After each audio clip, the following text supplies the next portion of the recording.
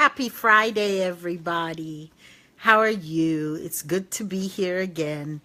Today is Friday, August 18th, and this is day 18 of the Go Live Every Day on Facebook challenge. And today we are talking about the emotional intelligence component called social responsibility. So let's define what social responsibility is. Hi, Karen.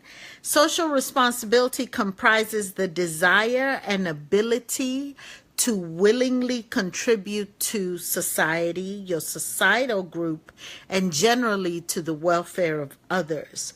This component of emotional intelligence involves acting in a responsible manner, even though you might not benefit personally, doing things for and with others, accepting others, acting in accordance with your conscience, and upholding societal rules.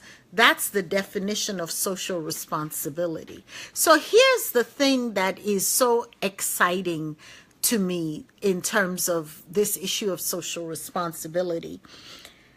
You know, one of my strengths when I did the Strengths Finder is connectivity, connection. Like, I don't believe in things just happen. I always believe things are connected. And the way I'm talking about social responsibility this week after Charlottesville, I think is very important. I think it's timely.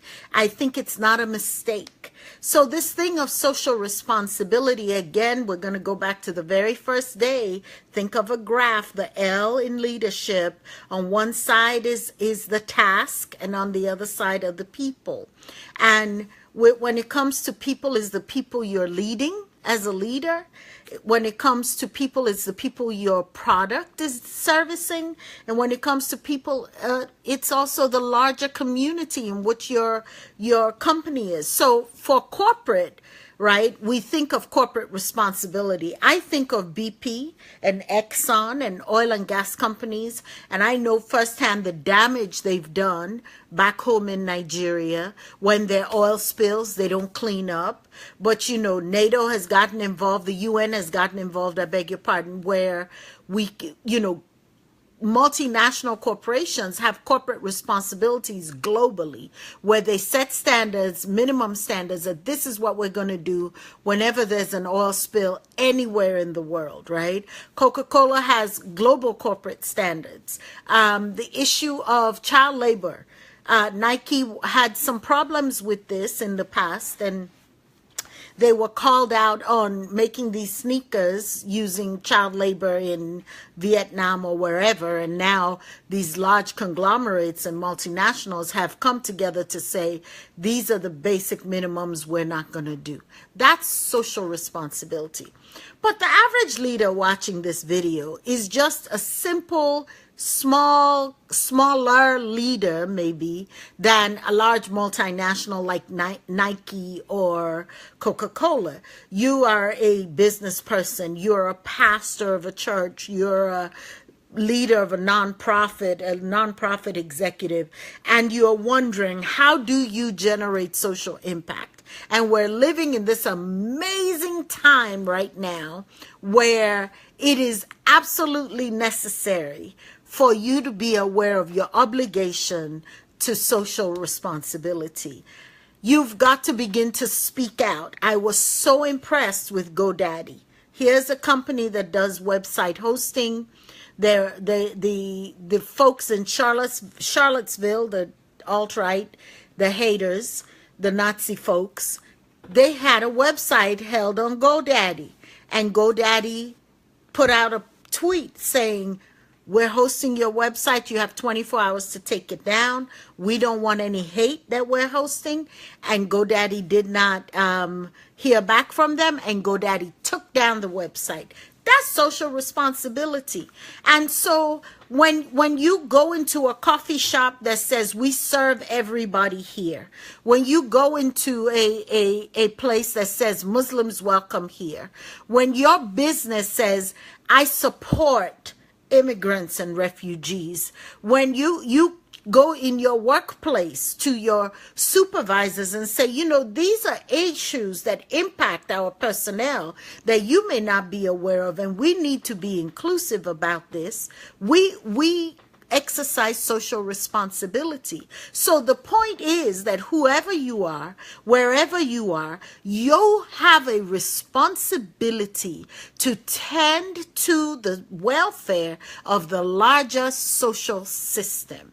You have a responsibility, because for you to even be listening to this video, you're a leader. You have gifts, you have talents, you have something in your hand. You have capacity, ability, you have a job, you have a business, you have influence, right? And you have this responsibility to tend to the welfare of the larger social system. You may not be able to solve the problems of the world, but you have a sphere of influence where you can stand up for the values you believe in. Values that are inclusive and are not divisive. Values that are love-filled and are not hate-filled.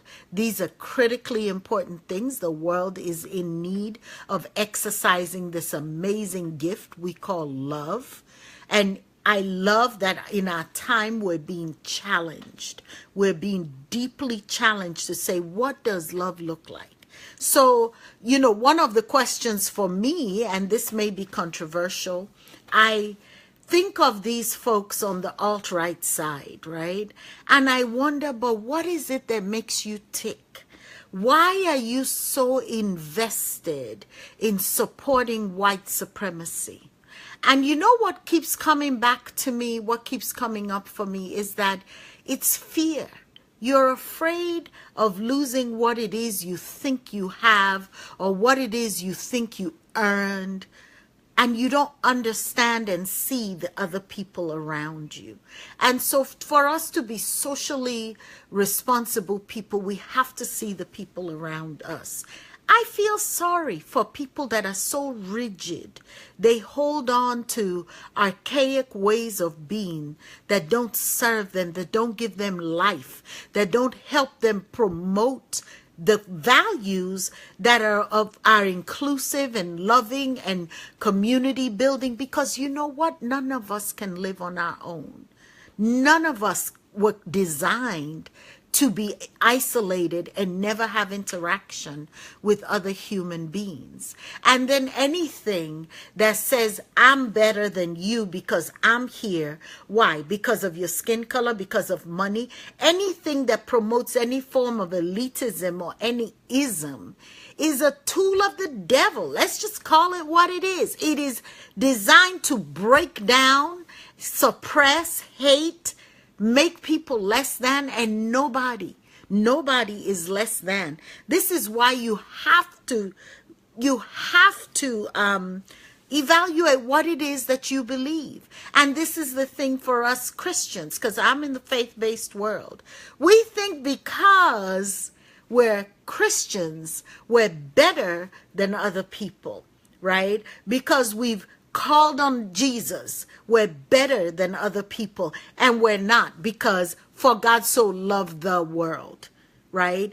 But our job as Christians that we often forget is that the love God has for the entire world is it becomes our responsibility. And we become the hands, the feet, the eyes, the ears of God to go and promote such a message that God loves, God loves, God loves, God loves you, God loves me. So I didn't intend to get all religious or Christian on this broadcast today, but this subject of social responsibility is deeply meaningful to me. And also, let me say this, social responsibility doesn't just have to do with how we treat each other. It also has to do with how we treat the environment. So if we just waste energy and we're trashing the environment, we're not taking care of the land. That's part of social responsibility. So today I wonder, my invitation to you as you listen to this short video is what are you putting down in the earth as your expression of social responsibility? Leave a message, engage with me, leave me some feedback, and let me know what else you want to hear on, okay? What other subjects you want me talking about. Thank you for joining me today. Peace. Bye-bye.